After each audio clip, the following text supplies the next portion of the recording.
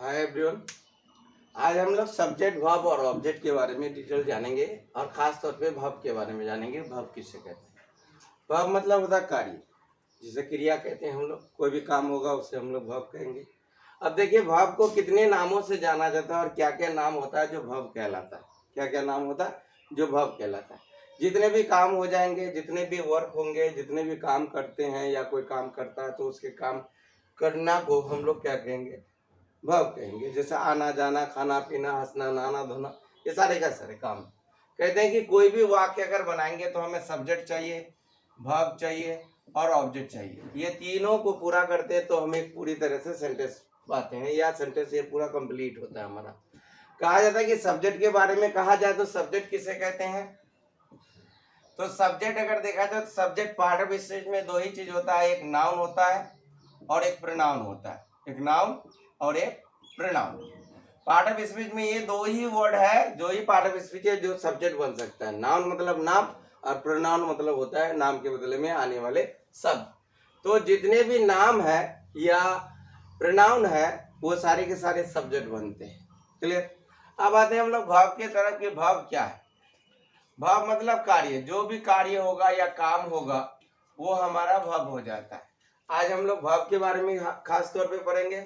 और ऑब्जेक्ट के तरह, ऑब्जेक्ट अगर देखा जाए ऑब्जेक्ट कोई भी पार्ट ऑफ स्पीच हो सकता है, नाउन से इंटरजेक्शन तक कोई भी पार्ट ऑफ स्पीच को हम ऑब्जेक्ट बना सकते हैं, इसमें कोई दिक्कत नहीं। मगर आते हैं कि हम लोग वर्ब की तरफ कि वर्ब क्या क्या नाम से पुकारा जाता है, वर्ब का क्या क्या नाम होता है। वर्ब को अगर देखा जाए तो वर्ब को हम अनेक नाम से पुकारते हैं। वर्ब का अगर देखा जाए तो वर्ब में एक खास तौर पे वर्ब कहते हैं, फिर इसको हम मेन वर्ब भी कहते हैं। ठीक है, इसी को हम लोग ट्रांजिटिव वर्ब कह सकते हैं या तो इंट्रांजिटिव वर्ब कह सकते हैं। इसी को हम लोग इन्फिनिटिव कहते हैं। वर्ब के नाम है, कैसे कैसे नाम से पुकारा जाता है। इन्फिनिटिव, फिर वर्ब को हम लोग जिरेंड भी कहते हैं। वर्ब को ही हम लोग पार्टिसिपल कहते हैं। वर्ब को ही हम लोग स्टैटिक वर्ब कहते हैं। वर्ब को ही हम लोग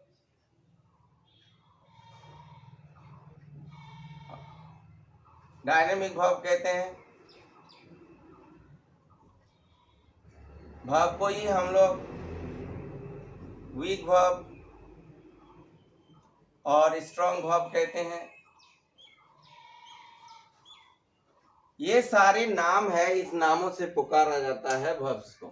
इनका अलग अलग प्रयोग होता है। कभी ये मेन वर्ब बनता है, कभी ट्रांजिटिव वर्ब, कहीं इन्फिनिटिव, कहीं जिरेंड, कहीं पार्टिसिपल, कहीं स्टैटिक वर्ब्स होता है, कहीं डायनेमिक वर्ब होता है, कभी वीक वर्ब होता है, कभी स्ट्रॉन्ग वर्ब होता है।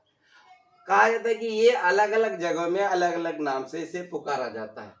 मगर जानकारी रखिए कि ये सब अगर नाम पुकारा जाए तो कोई अलग सा वर्ड नहीं होगा, वर्ब का ही है।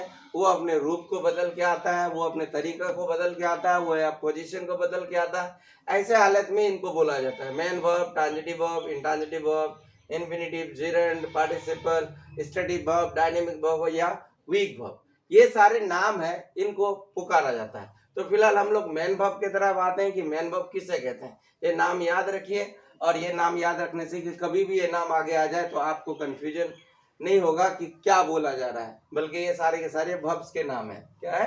वर्ब के नाम।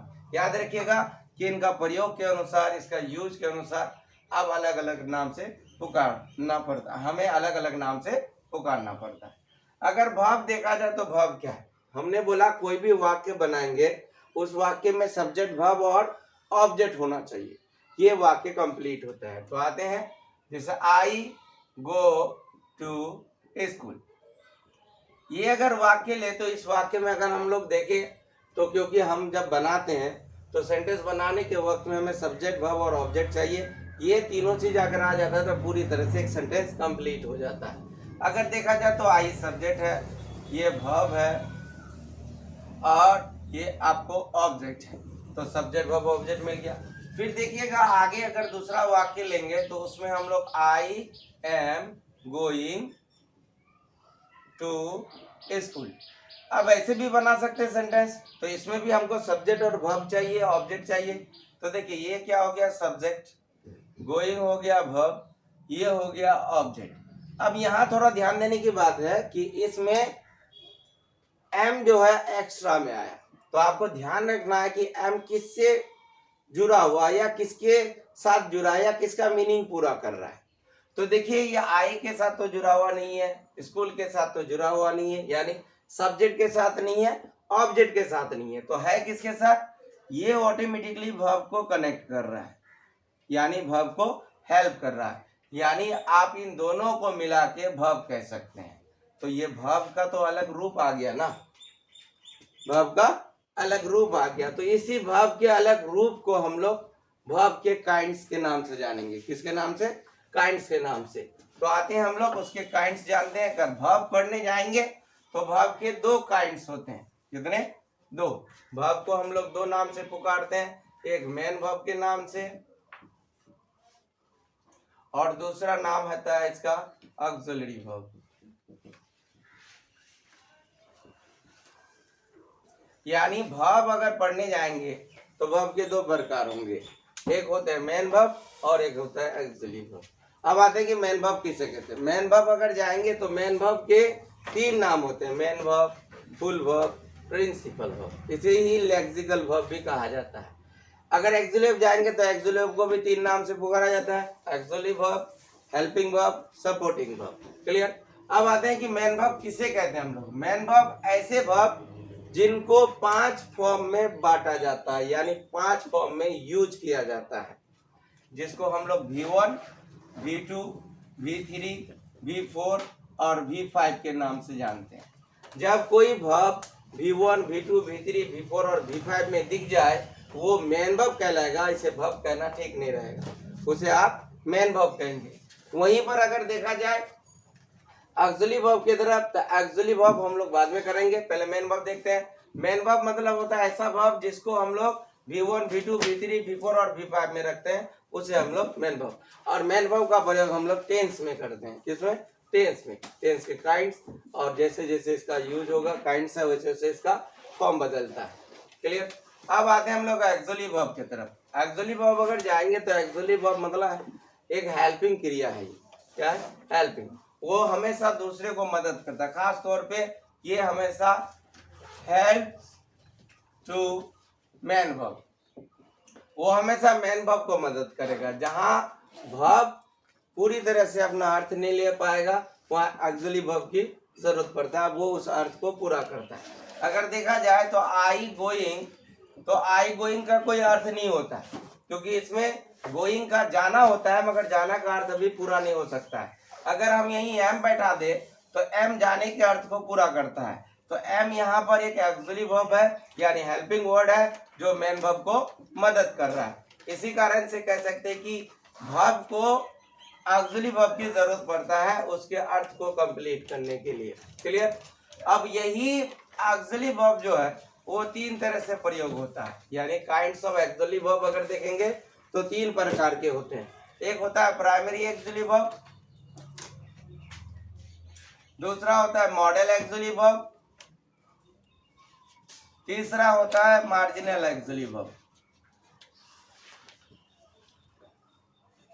Auxiliary verb, primary auxiliary verb, model auxiliary verb, marginal auxiliary verb. Auxiliary verb एक हेल्पिंग क्रिया है, यानी हेल्पिंग वर्ब है जो मेन वर्ब को मदद करेगा, मगर ये तीन तरह से आके मदद करता है। कहीं ये प्राइमरी बन के मदद करता है, कभी ये मॉडल बन के मदद करता है, कहीं ये मार्जिनल बन के मदद करता है। तो देखा जाए तो प्राइमरी ऑक्सिलरी वो सारे ऑक्सिलरी वर्ब जो टेंस में प्रयोग होता है, जो टेंस में, जैसे प्राइमरी को अगर देखेंगे तो ये तीन रूप में प्रयोग होता है, एक बी फॉर्म, एक हैव फॉर्म और एक डू फॉर्म में प्रयोग होता है। बी का अर्थ होता है is, am, are, was, were, और हैव का होता है हैव, हैज, हैड, और डू का होता है डू, डज, डिड।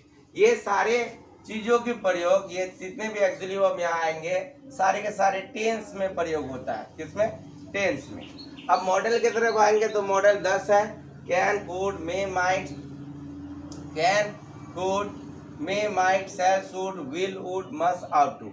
इनकी खासियत क्या है कि ये जब भी प्रयोग होगा उसके साथ हमेशा V1 का प्रयोग करेंगे, कोई दूसरा V2, V3, V4 नहीं प्रयोग कर सकता है। यानी modals can, could, may, might, shall, should, will, would का प्रयोग हमेशा करने के बाद V1 ही हमेशा लगता है। V1 के साथ V1 ही लगाना होगा, V2, V3 नहीं लगा सकते। मार्जिनल एक्चुअली अब 3 वर्ड होता है, नीड, डेयर, यूज्ड टू। इन तीनों का प्रयोग हम मार्जिनल की तरह करते हैं। इनकी खासियत क्या है कि ये दोनों कभी एक्चुअली वर्ब बन जाता है, कभी मेन वर्ब बन जाता है, कभी मेन वर्ब बन जाता है। जैसे example, I need go, I need go, मुझे जाने की जरूरत है, तो नीड के साथ डायरेक्ट गो आया तो ये एक एक्चुअली वर्ब बन जाएगा। फिर इसी वर्ड को हम ऐसे भी बोल सकते हैं, I need to go, I need to go. अगर यहाँ देखा जाए तो नीड यहाँ पर एक्चुअली वर्ब नहीं बल्कि मेन वर्ब बन के आता है, और दोनों में थोड़ा ही अंतर होता है, अर्थ का कोई अंतर नहीं है। आई नीड टू गो का मतलब भी मुझे जाने की जरूरत है, आई नीड गो का मतलब भी मुझे जाने की जरूरत है। मगर कहा जाता है, अगर आप देखेंगे तो नीड एक जगह एक्चुअली वर्ब बन जाता है और एक जगह मेन वर्ब बन जाता है। क्लियर? अगर देखा जाए तो ये मार्जिनल का विशेषता है और इसकी क्वालिटी है जो आपको ध्यान में रखना है। किसी भी वाक्य को बनाएंगे तो वाक्य में सब्जेक्ट, वर्ब और ऑब्जेक्ट की जरूरत पड़ता है। अगर वर्ब देखेंगे तो वर्ब मतलब काम होता है। वर्ब को दो हिस्से में बांटा गया, मेन वर्ब और ऑक्सिलरी वर्ब। मेन वर्ब वो वर्ब होता है जो V1, V2 और V3, V4 और V5 में बदलता है, जिनका प्रयोग हम लोग टेंस में करते हैं खास तौर पे। और ऑक्सिलरी वर्ब वो वर्ब है जो हमेशा मेन वर्ब को मदद करता है उसके अर्थ को लाने के लिए। मेन वर्ब के 3 प्रकार होते हैं, primary actually verb, model actually verb और marginal actually verb. Primary actually verb वो एक्चुअली वर्ब है जो 3 रूप से प्रयोग होता है टेंस में, बी फॉर्म, हैव फॉर्म और डू फॉर्म। बी में is, am, are, was, were, और हैव में हैव, हैज, हैड, और डू में डू, डज, डिड। मॉडल को देखा जाए तो modal can, could, may, might, shall, should, will, would, must, ought to का प्रयोग करते हैं, और इनके यूज के बाद हमेशा V1 का प्रयोग करना पड़ता है। मार्जिनल 3 वर्ड है, नीड, डेयर, यूज्ड टू। इनकी खासियत क्या है कि ये मेन वर्ब भी बन सकता है और एक्चुअली वर्ब भी बन सकता है। जब आप विदाउट टू का यूज करेंगे तो एक्चुअली वर्ब बन जाएगा, टू के साथ यूज करेंगे तो मेन वर्ब बन जाएगा। जैसे I need go, actually verb है यहाँ need, I need to go यहाँ मेन वर्ब है नीड। क्लियर हो जाना चाहिए ये सब चीज। जय